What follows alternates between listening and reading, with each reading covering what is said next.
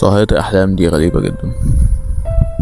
في كتير من النظريات بتحاول تحلل هو ليه بيجيلنا الأحلام الغريبة دي.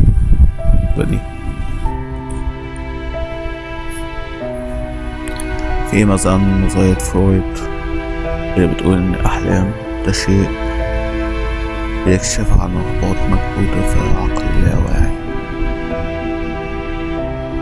فرويد قال إن في عقلين، في عقل واعي وعقل لا واعي. العقل الواعي اللي هو كل ما هو مقبول من الشخص نفسه وكل ما هو مقبول من المجتمع. يعني ممكن تقول ان هو النموذج المثالي للشخص ده من حسب وجهة نظر الشخص ده او من حسب وجهة المجتمع.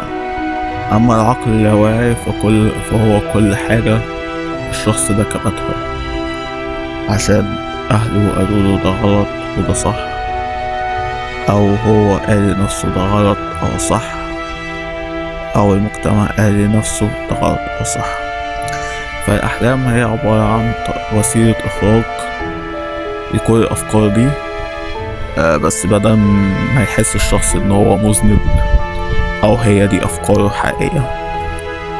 فاحنا في الفيديو ده مش بنقول ده صح ولا غلط، احنا بنجيب شوية نظريات ونشوف نشرحها في الآخر. بس ده ممكن يفسر احلام كتيرة فيها الواحد بيقتل حد او بيموت. او يونج كان ليه رأي تاني.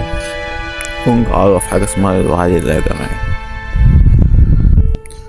عشان تفهم الوعي الجمعي واللاوعي الجمعي، اسهل مثال تشوف خلية النحل.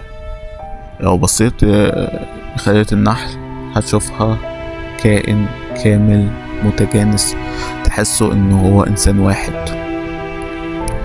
بس الحقيقة ان النحل ده ما يعرفوش بعض بشكل ان هم اتكلموا كلهم مع بعض. فهو قال ان لازم يكون في حاجة مشتركة بينهم، والحاجة دي سماها الوعي الجمعي لا وعي الجمعي. وقال ان الوعي اللاجمعي ده يبقى حاجة بتتنقل من الجينات ويكون الإنسان لا واعي ليها. أبسط مثال مثلا زي تشجيع الكورة. في ناس بتحب فريق الكورة بتاعتها بشكل بشع، يعني حب كان مرضي ملوش تفسير.